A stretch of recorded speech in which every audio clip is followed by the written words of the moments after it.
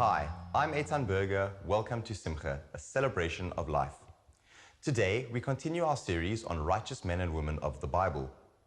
On the 27th of November, Jews all over the world will celebrate Chanukah, the festival of lights. And so, it only seems appropriate that today we celebrate the life of Yehudit, or Judith. Not only was she a woman blessed with grace, charm, and beauty, but she was also highly respected amongst her people for her modesty and her loving kindness.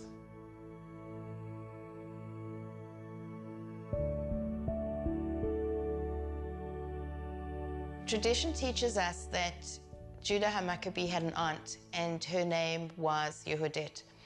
And Yehudit was an amazing woman. She was a very pious woman. She was very, very God-fearing, and she was a widow. She was made a widow when she was very, very young. The most striking thing about Yehudit is that she was absolutely beautiful. And when Yehudit's husband died, he left her financially independent, so she had no worry about material needs. But even though she was in actual fact so wealthy, she lived above a house on a roof in a little shack, and she still wore her widow's clothes, and she prayed and fasted all day long. And what happened was the Assyrians came to the village where she lived, and they wanted to take over the Jewish people. They wanted to take over the village.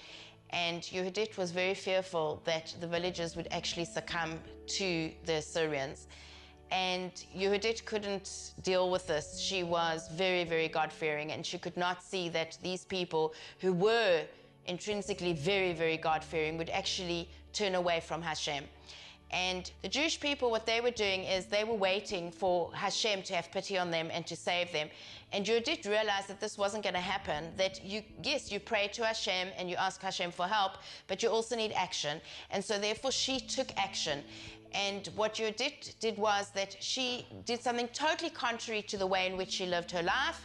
She took off her widow's clothes, and she took her maid, and they went and they bathed her, and they put beautiful, beautiful clothes on her, made her smell nice, put beautiful perfumes on her best jewelry, her best shoes, and she was in actual fact magnificent. Men would stare at her because she was so beautiful. And she went with her maid in the middle of the night. They left the village where they lived, and they went to the camp of the Assyrians. And through her beauty, Yehudit was able to enter the camp of the Assyrians, and she was in actual fact taken to the tent of the governor of the Assyrians, and he was totally overcome by her beauty. What is amazing over here is that we see that Yehudit still stuck to her modesty, and that she had her maid with her all the time, so she was never ever left alone. And she told the governor of the Assyrians that she would have a night that she would remember for the rest of her life, and that this night would be in actual fact recorded in history forever. And he thought automatically that now he was going to have this beautiful woman, and that he would in fact be victorious, but it was the other way around. And he was so captivated by her beauty that she fed him very, very salty cheese. And the cheese made him so thirsty that he had to drink a lot, and he became drunk. And when the governor had fallen asleep, Yehudit and her maid took his sword and beheaded him. And they then took his head back to the Jewish people to show how they in actual fact had been victorious over the Assyrian governor. And this is where Yehudit's song comes into play, in where she sings about the victory over the Assyrians. What's fascinating about her song is that she doesn't speak or sing about her victory. She sings about the fact that Hashem delivered victory. And this is more evidence that we have that she was in fact a prophetess. As Jews, sometimes we need to have that courage, self-discipline, and sometimes put self-sacrifice into place in order to be able to conquer our enemies. And Yehudit led the people into song about the victory. But what was amazing about her, which is similar to the role of Miriam, is that she led the women first. And they got up and they sang first about the victory over the Assyrians. On Chanukah, we can show our legacy to Yehudit by living up to the role that she had, by displaying our Chanukiot in our windowsills for everybody to see, to show that we have courage, that we love Hashem, And we identify with Yehudit, who was in actual fact known as the pride of Jerusalem at that time, because she brought the Jewish people to victory. And we can do this every day in our lives. We don't have to just wait until Hanukkah. We can do it every day by keeping our homes kosher. We can do this by instilling Jewish education into our children and making sure that we know who we are.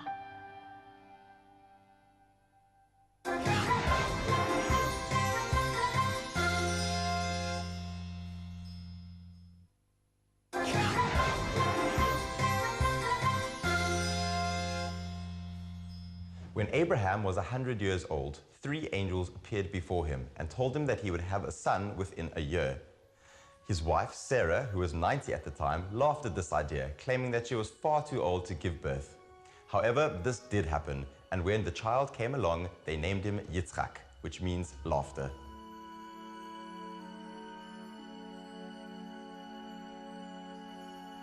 Who is Yitzchak? Isaac, as we're all familiar with from the Bible, the son of Abraham. Yitzchak has a very interesting name, first of all, because it comes from the Hebrew derivation of tzchok, which means laughter. Because a man of 99 or 100 years old and a woman of 90 years old, even in those days it was considered improbable to have a child. And even though they had not had a child all the way through their married lives, here it is, for the first time, a miracle occurred. And Sarah became with child, and Abraham was going to be the father through Sarah. And this was going to be something to create laughter. Laughter of joy, certainly not laughter of scorning and scoffing. Yitzchak is a bit of an enigma.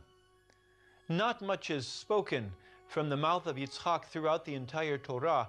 Very, very, very few words. And you'll also see that the relationship between his wife Rebecca, and he is a bit strained. There is some, according to some midrashic tale, that since Isaac was a sacrifice potential, since he was bound by Abraham on the altar, something very unusual happened to him. He was no longer from this world. He was from like another planet. And therefore his level of holiness was so great that God commanded him, "You shall not leave the land of Israel," because a man who has become so holy in his physicality was not able to even exit, even for a moment, the Holy Land.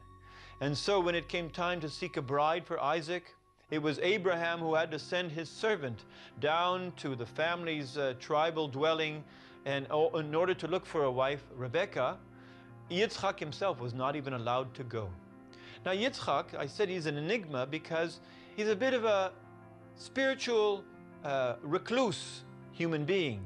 We know that his connection with God was very intense, and when he went out into the field to pray, and Rivka, his future bride, is on her way from the foreign lands and being brought to him, at this moment he was in the middle of deep meditation.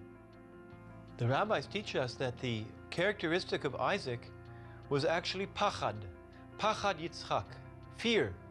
And that's very different than Abraham. When you think of the movement of kindness, you think of a hand stretching out and trying to offer assistance to whomever we can. When you think of the word pachad, you think of a retraction. You hover, you take hold and protect yourself.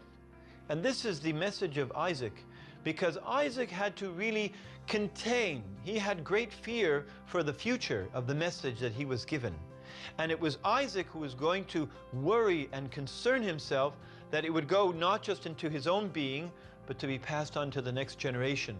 As he began to raise his children, Yaakov, Jacob, and Esau, as he raised them, he wondered, well, I have a firstborn child. They were actually twins, and it was Esau. Perhaps he is the one who is going to lead the lesson. He's going to take the lesson that I have taken from Abraham and bring the message forward. Little did he know that it was going to be through the younger one, Jacob. It was only through Rebecca, his wife, in her infinite wisdom, who was able to guide the story and bring Jacob before Isaac in order to receive the proper mandate and continue with the beginnings of the Jewish people. So we might say the mission of Isaac is not about creativity, but it's about continuity. Isaac was the one who needed to receive this grand message from his father Abraham and not lose it. We say that Isaac is not only pachad, fear, but we say he's also gvura, strength. And you might say it's a strength where he's willing to submit himself humbly. He's willing to take in this life message that Abraham was wanting to share around the world, and he was going to take it and he was going to help it proliferate. It was Isaac who was the link in the chain. It was Isaac who was responsible to take that message word for word verbatim and to be able to bring it on for the future. And maybe that is a lesson for us, that sometimes as our grandparents and our parents have given us our lifelong lessons and our traditions, we should be Isaac. We should be able to carry them on for our children in the next generation.